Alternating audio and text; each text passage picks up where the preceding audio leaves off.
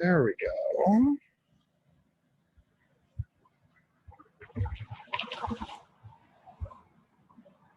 All right. Hello, everybody. If I see there's at least a couple of people in here with us, would somebody please go into the chat and just say if you can hear me or not? I know we do have the lawnmower going in the background and a little bit of traffic noise, but if you can hear us, that would be very nice to let us know. Excellent. Thank you. We're going to wait another few minutes just to let some more folks join. But I will just let everybody know, if you have any questions at any point through the tour, go ahead and let us know in the chat box, and I will be reading them out. It is a beautiful day.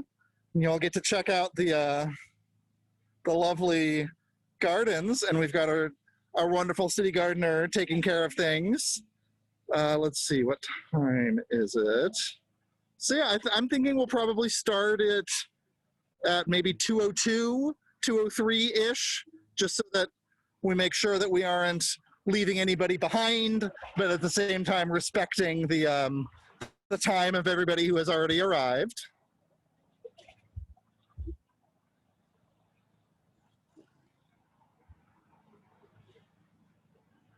And yeah, maybe give us an opening setting shot, a scene setter under this gorgeous magnolia? Yeah. Yeah, magnolia.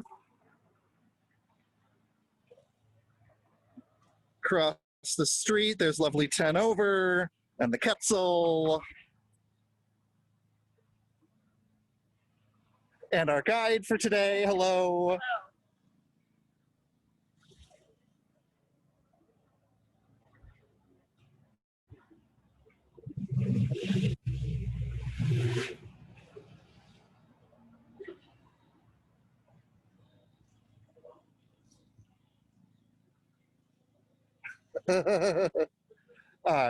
The guide is beautiful. Thank you. Now tell me from my husband. It sure does look like it, yep.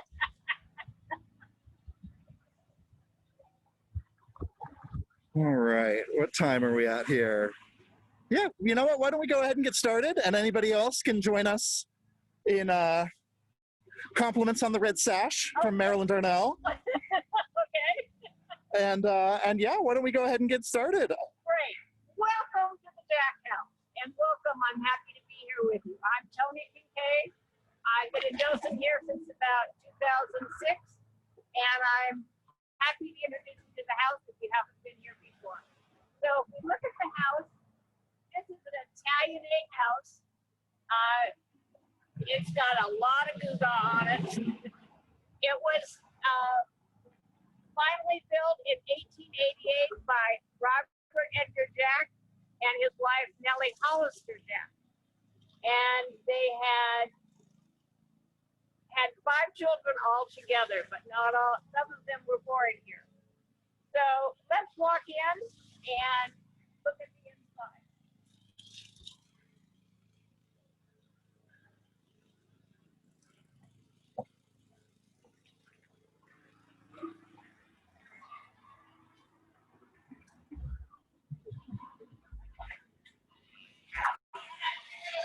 As we walk into the entry, I'm going to stop here and have you look at this tall tree.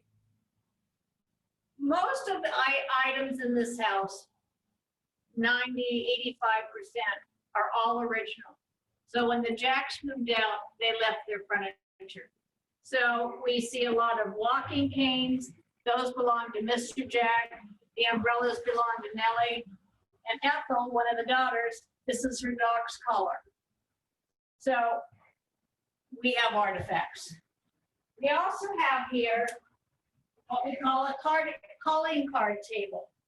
And when ladies came to visit Mrs. Jack or one of the girls, they would bring a calling card that had their name on it and put it down. And then someone would bring it into Mrs. Jack and they would decide, let them know who was calling. So we're going to walk into the library. And this has had many uses. Right now, we have it set up as the library in Mr. Jack's office. Here we have his desk.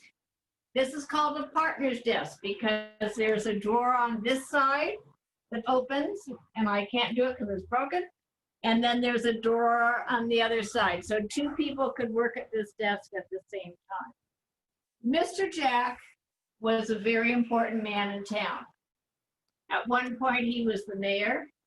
He was a mason. He was a land developer. He built the Ramona Hotel, which was up by Johnson and Marsh Street. And there was a railroad spur there, and he built the hotel so that when people came over the grade, they had a place to stay or come in the other way. It burned down in the early 1900s, but we know that Teddy Roosevelt and Grover Cleveland both visited it. Talking about the railroad, Mr. Jack was very involved in bringing the railroad into San Luis Obispo, because he knew that that was going to make the town a bigger place. So he did a lot of things, had his fingers in a lot of pies. So he used this later on as his office. But as you can see, if you look around, and I'm going to close this door, the reason we call it the library is because it has books. All of the Jacks were voracious readers. When the city received the house in 1975, there were between 1,500 and 2,000 books inside the house. One of my favorite things in this room is this bookcase.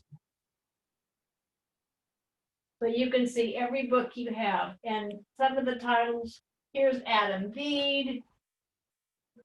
Here's Ivanhoe. There's the Waverly novels. Gilded Age by Mark Twain.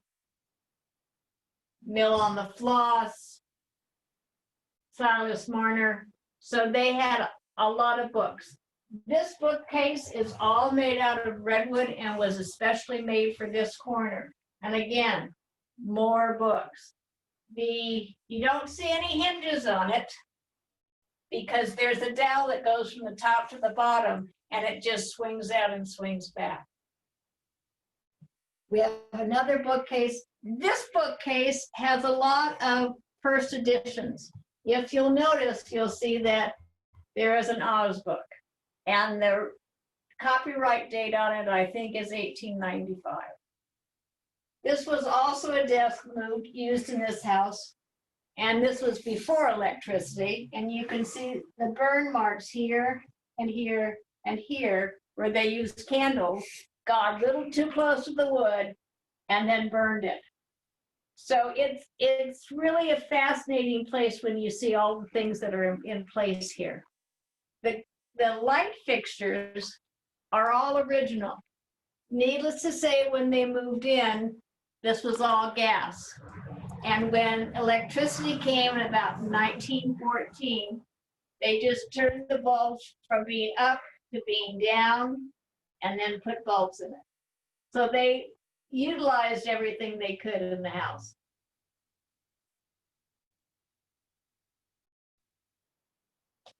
We go across the hallway.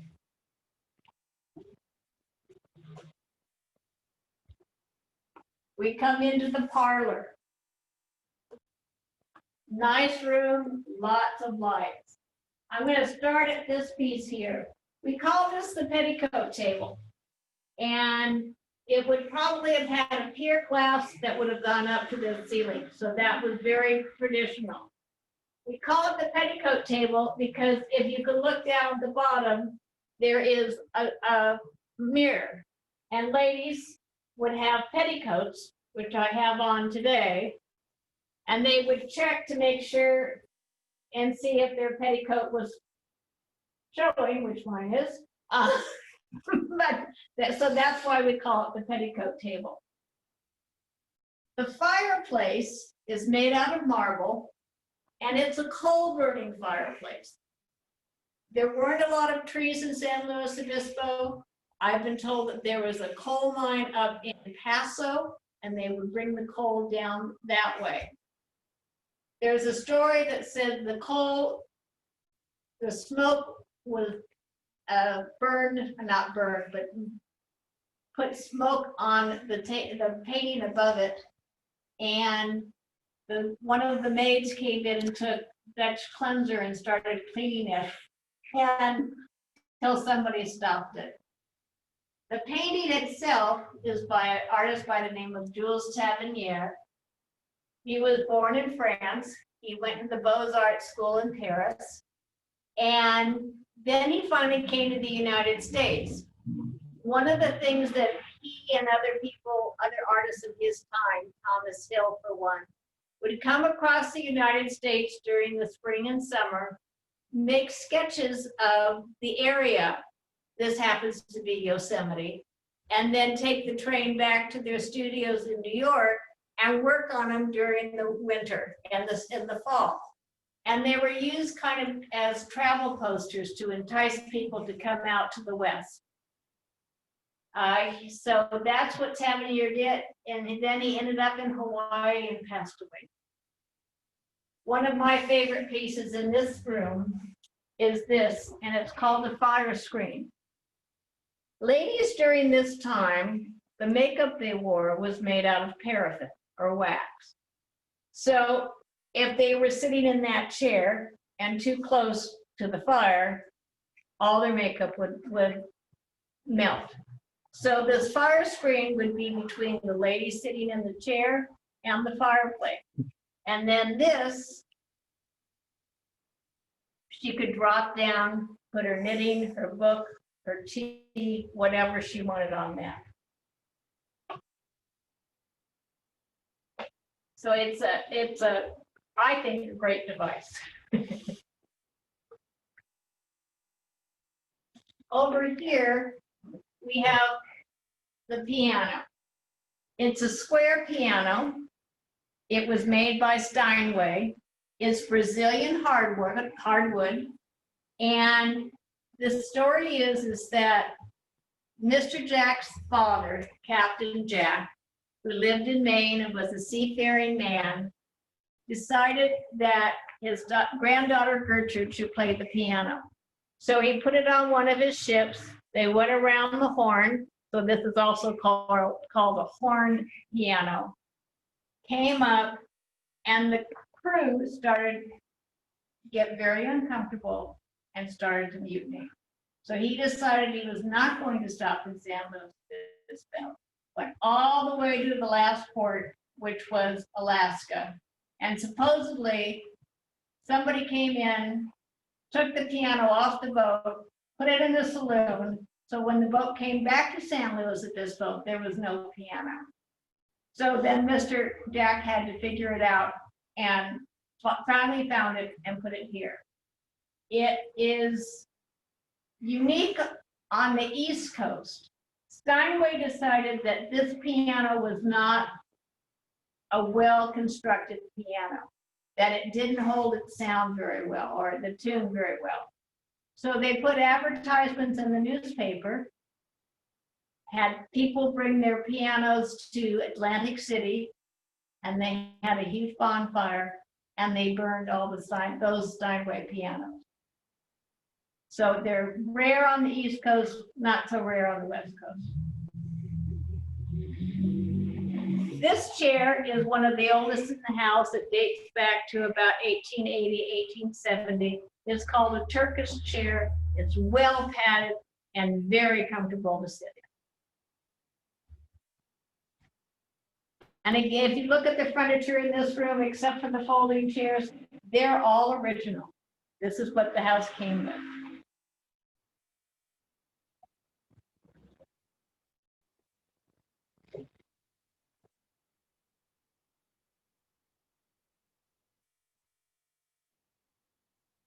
So I'm going to take you into the dining room.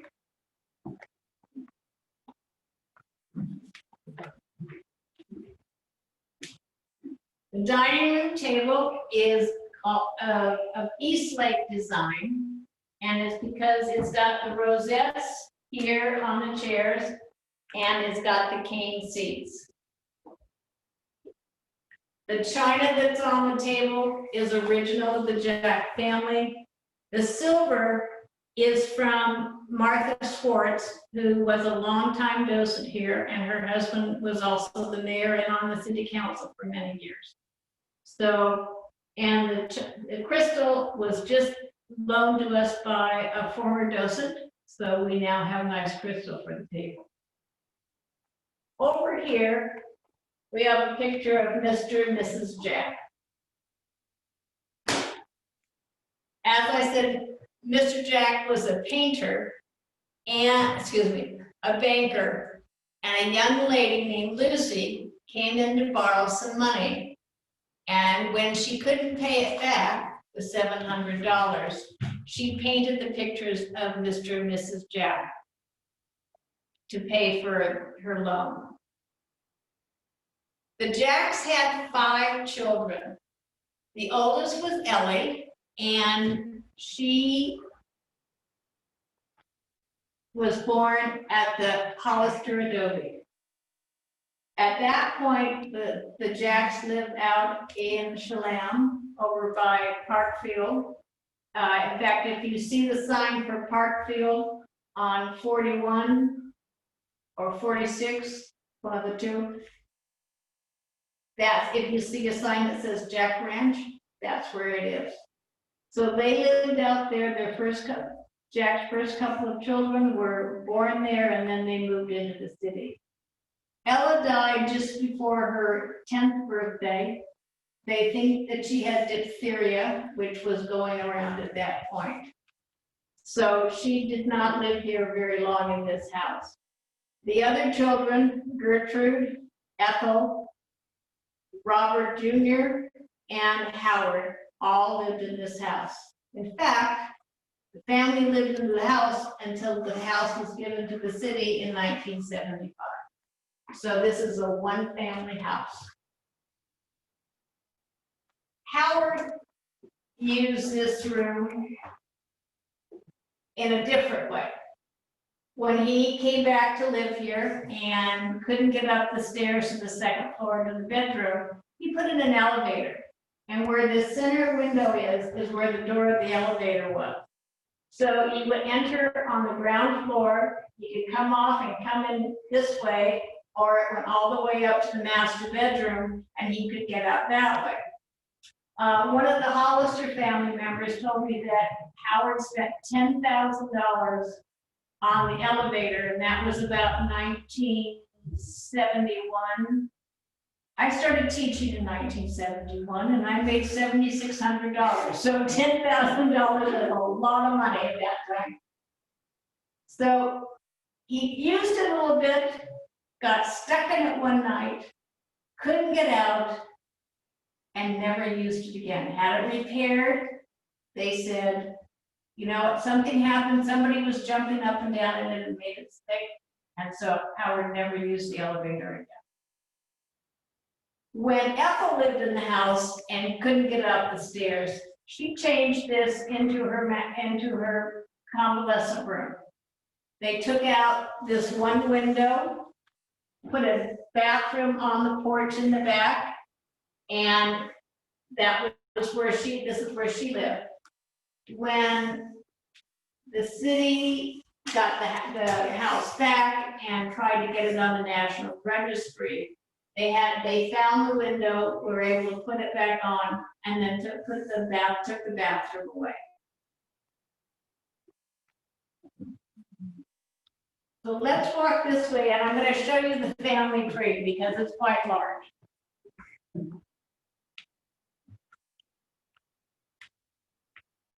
So the family tree is here. Here's Robert and Nellie, and then their 5 children, and then their grandchildren, and their great-grandchildren, 2 times great or 3 times great, and then there's a whole nother generation that isn't on this.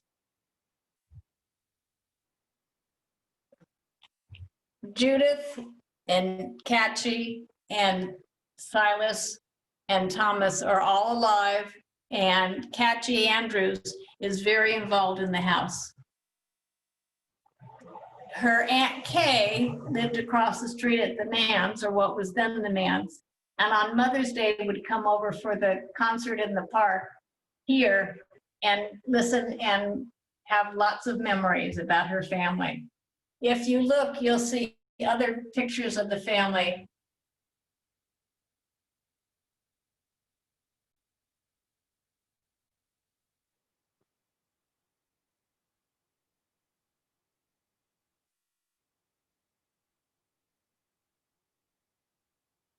Let's go into the kitchen.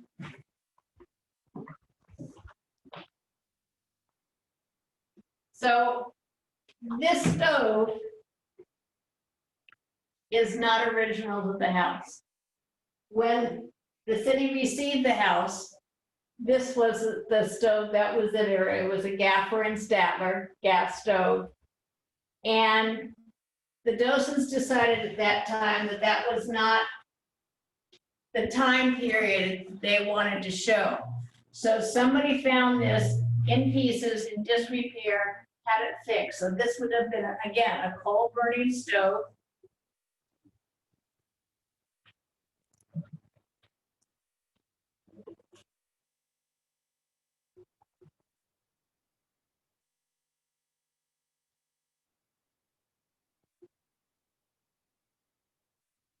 Another interesting thing is we have irons here. These are really heavy. And for the maids to iron, they would heat the iron with one of them. When it became cold, put it back on the heat and iron with the other one. This tool, and I'll show you a dress upstairs, put plates in something. So as you can see, it's got grooves on it and grooves on this. They would put the fabric on there. Again, these would both be hot. And then they would just go like that. And then they would have the pleats in the dress or in the collar or whatever they wanted. You can see that there's no refrigerator here. There is a basement, and that's where they put everything that they needed.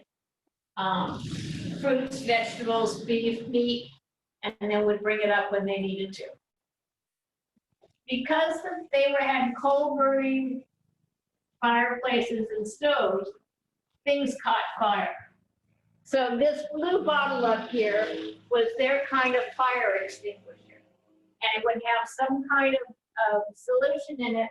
And when something caught on fire, they would throw it at the place where the fire was, and it would break open, and they would put the fire out. In the 60s, when they were working on the interior design, one of the interior decorators went underneath the house and found a lot of these old metal spice containers and this bowl. So they didn't necessarily throw things in the trash, they just threw it underneath the house. One more item I want to show you in this room is this. This is what they call a speaking tube, and it goes up to the master bedroom. And it works so that if Mrs. Jack up in the master bedroom wanted something, she would whistle, blow into it, and whoever was down here would answer, and they would communicate that way. So it's really a precursor to Intercom? intercom. Thank you.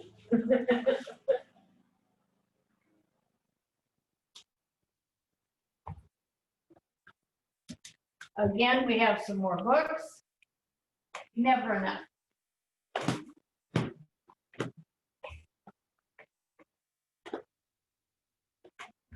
You'll notice that this is a circular staircase, as much as can possibly be made.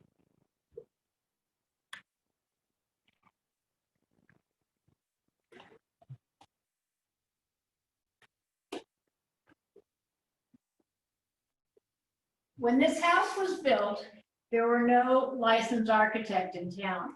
So there was a man by the name of William Evans who was working on the mission at that time. And he built the house. It's called from a pattern book. I would imagine like the old Sunset magazine used to have houses with floor plans in the back that you could send away for. So that's kind of what they did. This regular staircase would have been a straight row of stairs, a landing, and then another set of stairs coming up. Mrs. Jack wanted a curved staircase, and so that's what she put in. And because of that, come on this way, something had to give. And what gave was the boys' closet. They really didn't need a lot of space because they just had maybe their Sunday clothes, pair of shoes, a shirt, pair of pants, that's it. So this room is what we call the boys' room. Howard and Robert Jr., who they called Eddie, shared this room. This is a picture of Howard as a baby. And here's a picture of Eddie as a young child. We have a double bed in here, and the question always is, did the boys sleep together? I don't know how the boys slept. All I know is that when we received the house in 1975, this bed was in this room. So they have kept it there. All the furniture matches, but this bed was in this room. We also know that Eddie's wife, grandmother, lived with them also.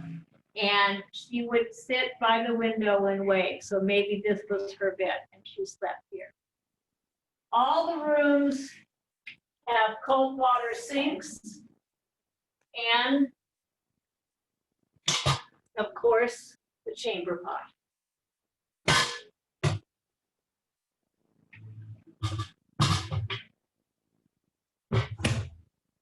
Howard went to Cal, Berkeley.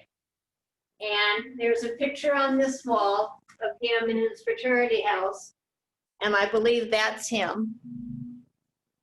And when he was going to Cal, his father sent him a letter and told him that the foreman at the ranch, where they had about 75,000 acres, was retiring.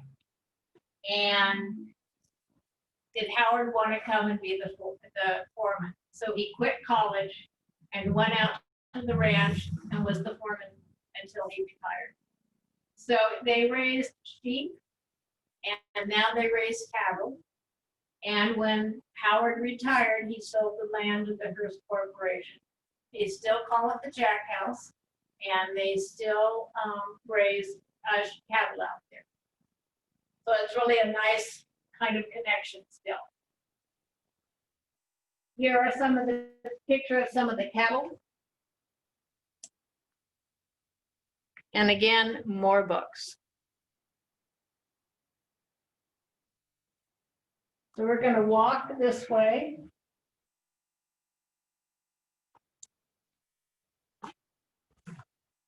This room is interesting. It's been used for a lot of things. There was a trunk show here. The Jacks were great travelers. The EJ is for Ethel, one of the daughters. And the black one over there that says wardrobe has REJ on it for Robert Edgar. This is the only room in the house that has not been touched or redone. So in 1975, this is what the wallpaper looked like, floor looked like. Again, this is a house that had been lived in.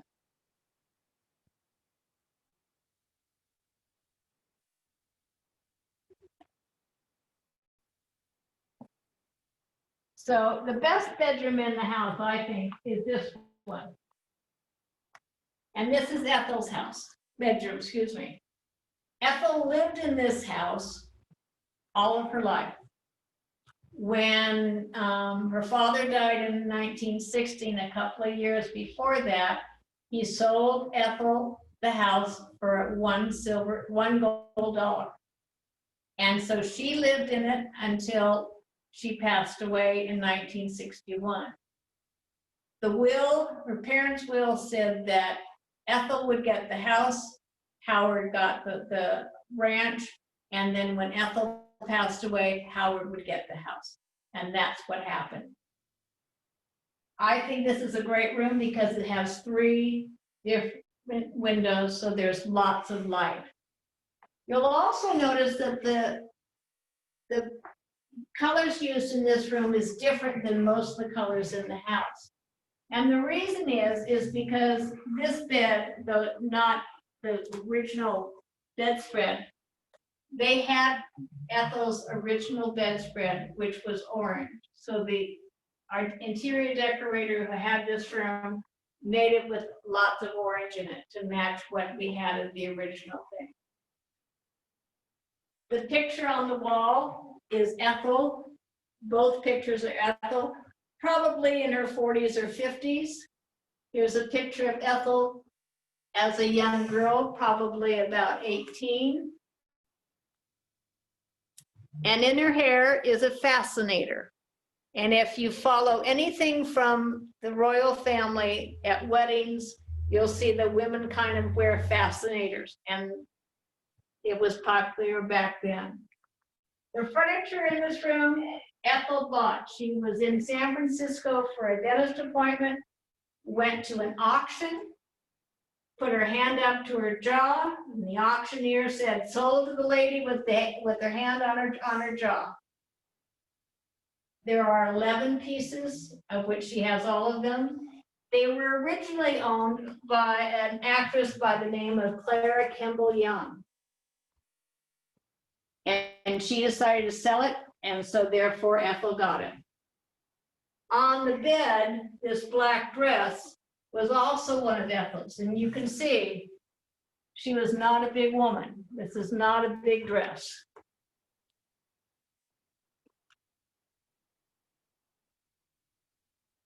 Ethel was a great traveler. You can see some trunks over there. She had an alligator bag.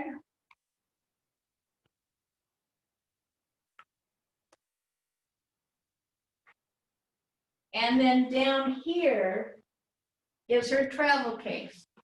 And this just fascinates me. It's all in silver.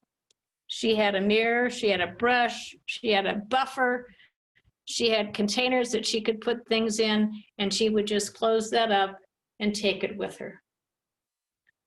On the table over here, Marilyn Darnell had an exhibit of the trunks and some of Ethel's travels. So we have her travel itinerary and then some of the places that she went to.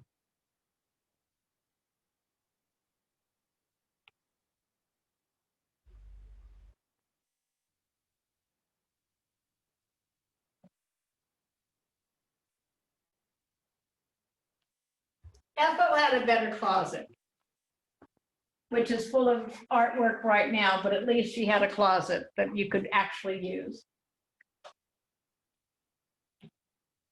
We're going to go down the hallway and go to the master bedroom.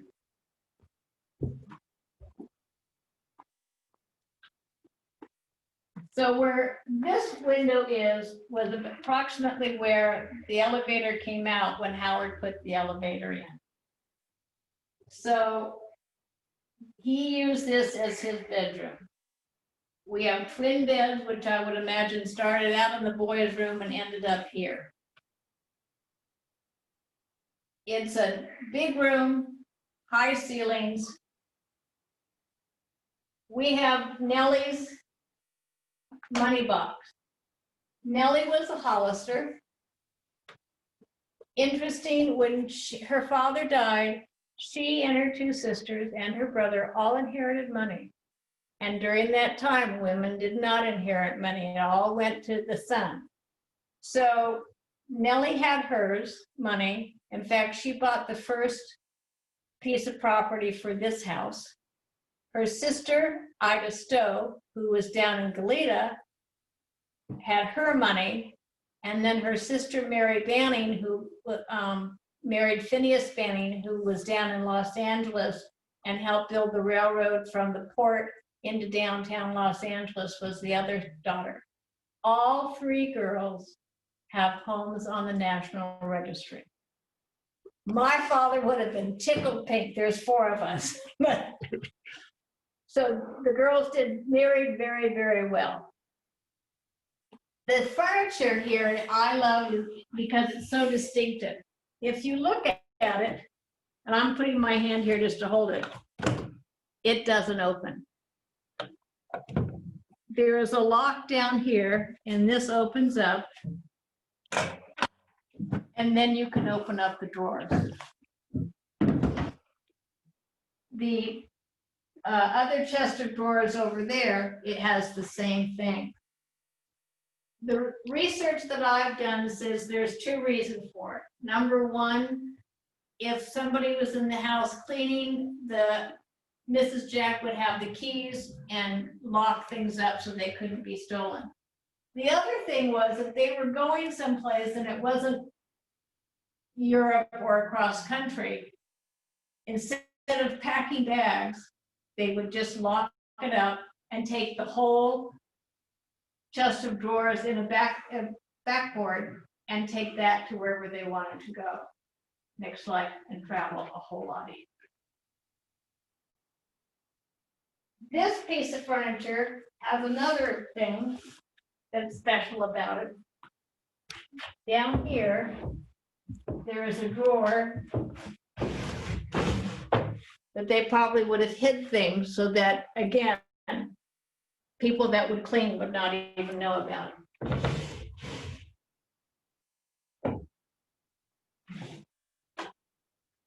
So going back to their children before I go on, I just want to make sure.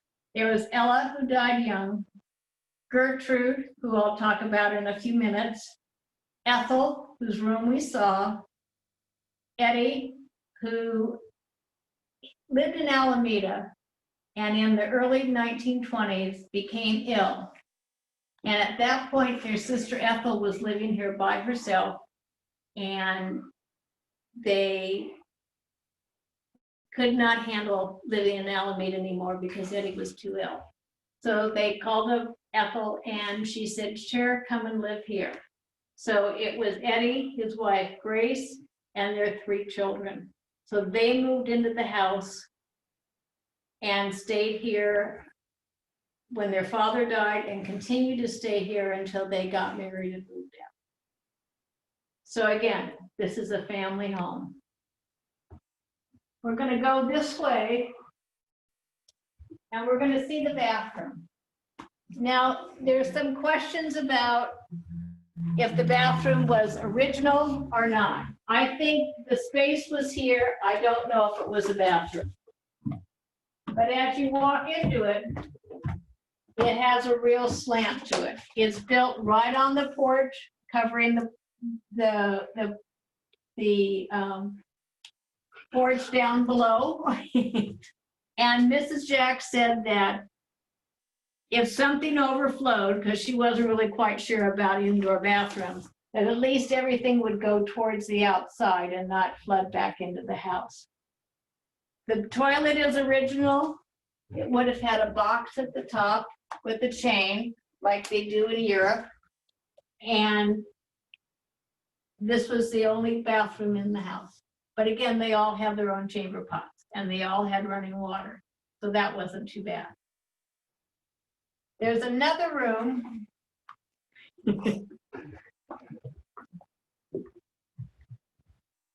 And I think these two went together. This was probably a sleep porch for the summer when it got hot. And now it's a dressing room. If we go through this door, then we come to Gertrude's room. Gertrude was the oldest daughter after Ethel, and she lived here probably not in this house for very long because she was married in 19 03, I believe. But this was her room. This is Ethel. We showed you the picture of the Katzel house when we were outside. When Gertrude got married, the Katzel house was her wedding present from her parents. Nice job. So she got that, lived across the street from her parents, raised her children there for a while, and had her sister across the street for her. The fireplace in here, and you'll notice that there haven't been fireplaces in the other bedrooms. This is the only one that's left, and it's made out of metal. It doesn't really function as a fireplace because right below this is where the coal burning fire oven was. So the flue just came up and the heat would come into the room to take care of any heating that they had to do. Again, there's another fire extinguisher. Here's a picture of Gertrude, probably at the Ramona Hotel serving tea.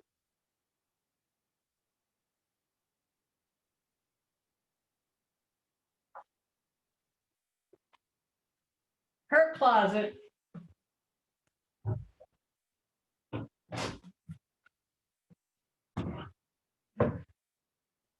also has a curve in it, but at least she had a little bit more space than her sister.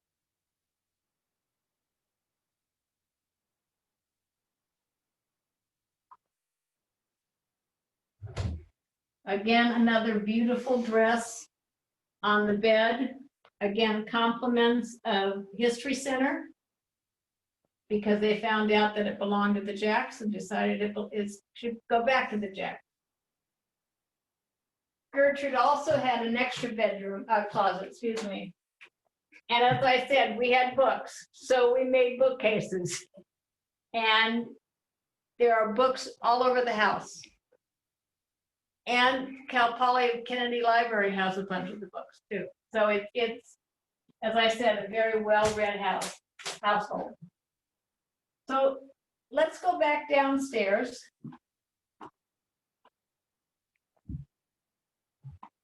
Before I forget, the implement that I showed you in the kitchen to put the ruffles in, here's an example of what they would look like.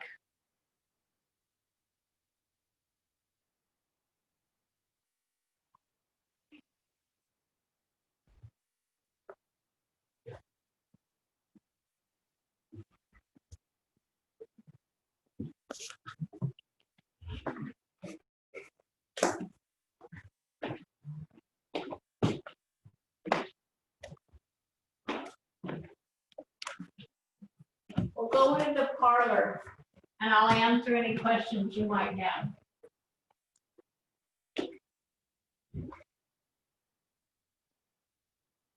Is there something that you're interested in, would like to know about that I didn't fill in? Please ask. Yeah, at this point, you'd be very welcome either to enter questions in the chat, or there's not a whole lot of us, so if you wanted to unmute yourself and ask a question, you could certainly do that as well. Fine. Hi, Toni. This is Kathy Mastico. I have a question. Can you hear me okay? Yes. I'm interested in oh goodness, that's an odd looking background I have. I'm interested in the baluster and the railing that goes from the first floor to the second floor. And it's very, very similar to one that we have at the Point San Luis Lighthouse in the headkeeper's dwelling. And we know that William Evans, carpenter, woodworker, worked on the headkeeper's dwelling at the Point San Luis Lighthouse. And I'm just curious if you know if he also did woodworking. I know he helped construct the Jack House, and I wonder if he had something to do with that, the balusters and the handrail. I am sure he did, because it makes a lot of sense. I don't think there were those kind of craftsmen in town that would be able to do that kind of work. I'm curious, is your baluster as low as ours is? It's fine for me, and I'm only 5'2", but I know a lot of people always say, gee, it seems so low. You know, I've never heard that comment. I don't think so. I don't think it's low, but you know, it's been since March since I've been able to go there. So yeah, next time I go, I'll take a look at that. Great. Let me know, and thank you for the question. You're welcome. I have another one. Okay. When did indoor plumbing come? When were the toilets installed in the Jack House? Would you know that? We think probably the turn of the century. From what we've been able to figure out, that's when indoor plumbing came to San Luis Obispo. I know electricity came in about 1914. I was here one day when we had a short in one of the light fixtures, and the electrician was here, and he said, yeah, I think it's about 14 because they still had the cloth covered wiring in the house. Okay, thank you. You're welcome. Yeah, and if anybody has further questions that you can't think of right now, if you percolate and you wake up in the middle of the night, I know I do that quite often.